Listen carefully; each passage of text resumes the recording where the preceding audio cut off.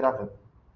Voltando a falar um pouquinho dos professores, eu imagino que em qualquer idade, até antes da pandemia, já era muito difícil manter a atenção, assim, uma criança, um adolescente, um pré-adolescente, manter a atenção na aula. Então, eu acho que durante a pandemia, principalmente, foi muito difícil a gente ficar preso numa aula, prestando atenção. Você acha que teve muito esse negócio de o professor fazer uma dinâmica mais legal para os alunos ficarem mais atentos? Houve pelo menos tentativas, né? Porque vocês se conhecem melhor do que eu e vocês sabem que vocês estão aí ou estavam numa fase que tudo é chato. Nossa, que saco. Nossa. Então, a menos que o professor fizesse algo extraordinário, sensacional, espetacular, dificilmente atingia vocês. Porque, ai, nossa, ai, que ridículo. Não é isso? Então, lógico, houveram. E como que você é sensacional, espetacular do outro lado da tela? Muito difícil, muito difícil. Então, os professores tiveram muita dificuldade, principalmente com vocês adolescentes, principalmente. Entra também na questão da educação física, né? Como que a aula prática funcionava no online? Então, a educação física foi realmente complicado, porque o professor ele tinha que montar a proposta dele no vídeo e mandar para o aluno. Não mintam para mim. Vocês tiveram aula de educação física online. Vocês fizeram? Não. Entenderam? Então, assim, já com os menores, foi sensacional. Foi sensacional. Eles faziam, eles mandavam um vídeo, eles colocavam um pai e mãe para fazer. Os pequenininhos, então, foi lindo. Foi lindo. Mas foi conseguimos atingir tudo que a gente precisava? Longe disso. O professor, e o meu professor é sensacional, o professor Alex, é maravilhoso, extremamente criativo, extremamente carismático, então, e as crianças seguem ele, assim, os pequenininhos. Então, ele conseguiu, assim, propor muita coisa para as crianças, principalmente para os menores. Mas aí já ia chegando lá terceiro, quarto, quinto ano para frente, só Deus. Porque aí não fazia, não tinha jeito, era ridículo. Nossa, não vou fazer isso. Né? E além de educação física, né, que os alunos geralmente faziam, a gente sabe que matemática, que é uma das matérias que a gente tem mais dificuldade, né, para aprender e tudo mais. Como você acha que foi esse processo no EAD? Posso contar uma coisa para vocês? Que assim, a gente vem descobrindo ao longo dos anos, na verdade, vocês não têm dificuldade em matemática. A dificuldade de vocês é interpretar o enunciado da atividade de matemática. Então, na verdade, a grande dificuldade é na língua portuguesa. Porque se vocês pararem para pensar, a matemática é exata. O professor te deu a fórmula, se o professor te der a conta, você vai aí, o x é igual a... Você monta. Agora, coloca lá o enunciado, não sei... Não, vocês não sabem para que lado que vocês vão. Então, só assim, um parênteses, a gente vem percebendo que a grande dificuldade é o que eu acabei de comentar aqui com o professor. Não lemos, não interpretamos e escrevemos muito mal. Essa é a nossa grande dificuldade. A propósito, comecem porque ano que vem vocês têm Enem, onde pega essa dificuldade na interpretação. Matemática é fórmula, gente. Mônica, você tá louca, não é isso. Eu peguei o professor de matemática, ele pegou a mesma prova, isso foi esse ano, uma prova com enunciados lá e situações, problemas, e os alunos foram um horror. Um horror, foi um show de horrores. E aí, pronto, o professor de matemática é uma porcaria. E aí, o que o coordenador fez? Professor, você vai pegar a mesma prova, só que você não vai colocar enunciados, você vai...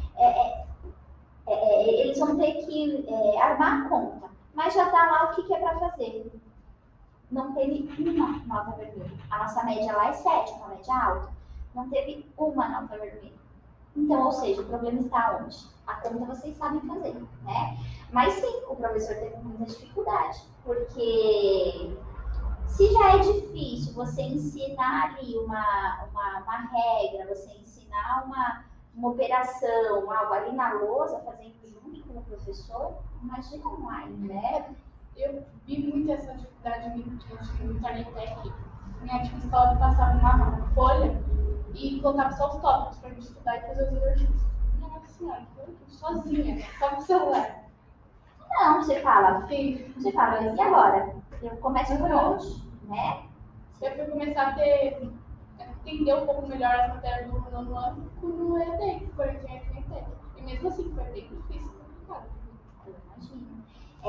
A Ni foi uma que explorou bastante, professor de matemática. É porque a gente teve a ela oportunidade de conversar com ele pelo celular, então tirar dúvidas, existia isso. Ela replicava bastante, eu lembro disso, a Marcela também. E aí conseguiram sanar algumas questões. Mas a própria matemática, o professor ele não conseguiu contemplar tudo que ele tinha que contemplar. E ainda que os nossos professores sabiam mexer nas ferramentas necessárias para mostrar ponto para a gente na aula online, né? Na minha antiga escola, a gente só dava o papel e a gente se virava, não tinha apoio de nenhum. Nosso professor aqui já A teve um professora pouco mais jovem, de né? E aí ele conseguiu acessar vocês. Talvez vocês dois tiveram muita dificuldade no ano passado, no primeiro ano, que era um professor mais velho, né? Na verdade, era muito engraçado, porque a gente teve matemática, justamente por vir de uma escola que tinha aula online, mas quem veio da rede pública, por exemplo, a Bia, como já falou, não teve aula. Não teve aula, era O só conteúdo, questão. e uma coisa que a gente notava, e eu falava muito com a Niara, era que o conteúdo era exatamente igual. Tudo que a gente aprendeu no segundo ano, a gente viu no primeiro Então a ano. gente conseguiu acompanhar pelo menos um pouco essa fase, né? Mas a gente sabe que na verdade é uma exceção, né? A maioria não teve aula. Mas na verdade, assim, vocês tiveram o privilégio de ter um professor jovem, porque o professor de matemática geralmente é um professor mais velho e que tem, o professor Chico falou, tem extremas dificuldades com a tecnologia. Sim. E aí, como que se apresenta a matemática, né? Quando a gente teve essa transição, porque nos 2 anos a gente teve o EAD, com um professor que entendia da tecnologia e o outro que para ele era muito difícil se adaptar. E era muito engraçado ver a diferença, porque como eu já sabia o conteúdo, foi um pouquinho mais tranquilo. Mas eu acredito que para ter aprendido nesse primeiro ano com um professor que não funcionava a tecnologia para ele, foi muito mais complicado. Ele mandava foto do livro e a gente tinha que copiar. Só que matemática não é copiar. Matemática é você entender.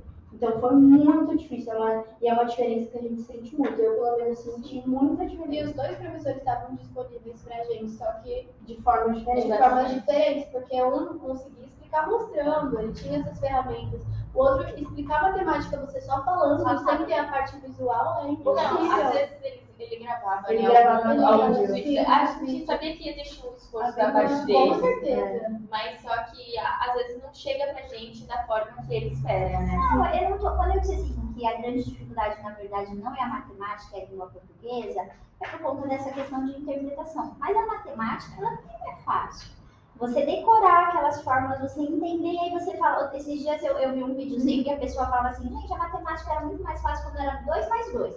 Aí o que fizeram? Colocaram letra na matemática. Mas matemática não é português, como que você coloca a letra? E é lógico, é uma brincadeira, mas é verdade. Você fala, meu Deus, por onde que eu começo isso aqui? O que eu resolvo primeiro? É parênteses, é chave, é concheito, Você fala, e agora? Então, quando eu falei que o grande problema é a língua portuguesa, é a questão da interpretação, porque vocês não leem. Mas, lógico, a matemática, meu Deus do céu, o que é aquilo? Então, eu entendo, sabe? Pra essa brincadeira, aí quando eu era na minha antiga escola, eu virava à noite tentando entender. Por Deus, gente, eu. E mesmo assim, não falava não, eu só fazia o que eu entendia. E eles tinham essa compreensão da escola, por entender, né, nosso lado, porque não tinha nenhum apoio de um professor com a gente, ele só dava o bloco de atividade que a gente tinha que fazer. Mas pelo menos a escola entendia, assim, Mas na verdade, foi triste, assim, vocês perderam muito. Perderam muito e perderam coisas importantes. Eu falo que, na verdade, vocês tiveram 2 anos aí de um período que não volta mais.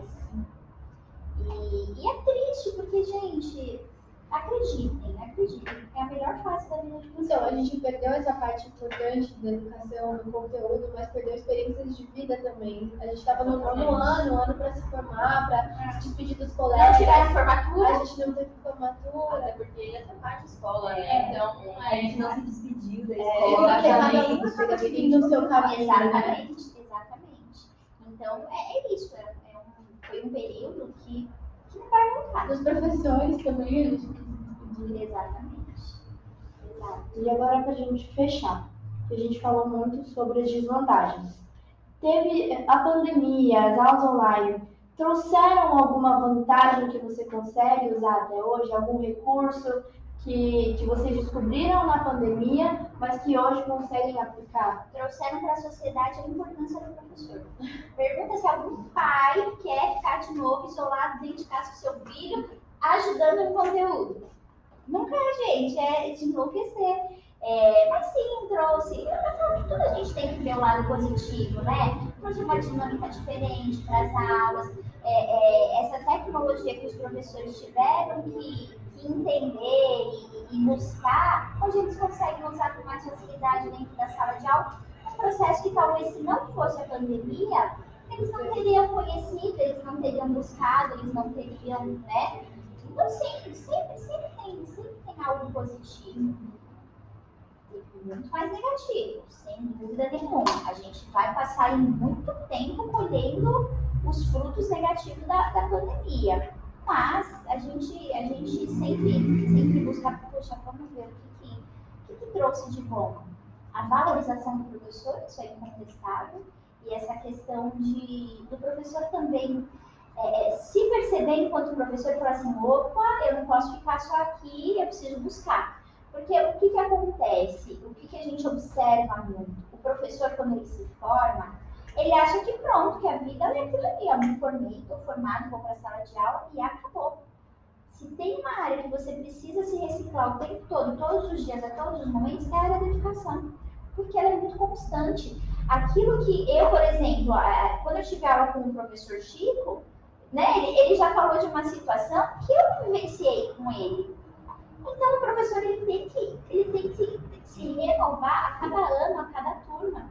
Né? Ainda mais com a tecnologia. Ainda mais com a tecnologia. Então, as práticas que os professores estão trazendo hoje para vocês é diferente daquilo que eu vivenciei, diferente daquilo que eles tiveram e vai ser diferente daquilo que eles vão ter que aplicar daqui 1, 2, 3 anos.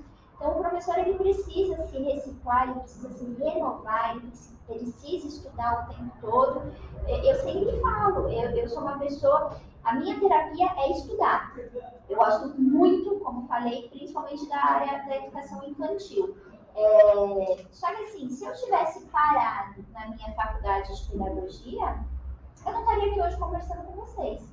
A minha escola seria, poxa vida, uma escolinha de fundo de quintal, porque a educação mudou. E isso não foi por causa da pandemia, ela vem mudando ao longo de todos esses anos. As gerações vêm mudando e a gente tem que ir acompanhando junto. Eu gosto muito da neurociência, de trabalhar com a neurociência dentro da sala de aula, percebendo o aluno, porque vocês são um grupo, mas cada um vai ter a sua particularidade, vai ter a sua habilidade mais, né, aquela determinada habilidade mais desenvolvida que o outro, e eu preciso olhar para cada um de vocês e entender o que eu vou fazer para atingir aquela tua necessidade. Você está com dificuldade em tal coisa. Qual a estratégia que eu vou usar para te atingir? É a mesma que eu vou usar para a Marcela? Provavelmente não, porque a dificuldade dela não é a mesma, né? Provavelmente ela vai ter uma habilidade diferente da sua, porque somos assim. Eu não sou boa em matemática, eu sou boa em humanas. E exato, eu sou péssima. E tá tudo bem, a vida segue, né? Vocês vão ter a habilidade, cada uma habilidade de né, específica de cada um de vocês. Então, o professor ele precisa olhar para o seu aluno dessa forma também. É claro que é muito difícil, gente. Quando a gente fala numa sala, principalmente de rede pública, com 40 alunos, vocês são só um monte de cabecinha, né? Um monte de ser humaninho ali. Eu tenho esse privilégio de estar numa escola particular, com um número reduzido de alunos, e aí a gente consegue perceber a necessidade de cada um. Mas como que eu percebo? Estudando. Como que eu ajudo esse aluno? Estudando, buscando. O que eu vou fazer para esse ser humaninho aqui? Como que eu atinjo ele? Como eu faço para que ele... de repente ele não vai chegar a 100% nessa situação, mas como eu faço para ele evoluir, né? Então, é isso.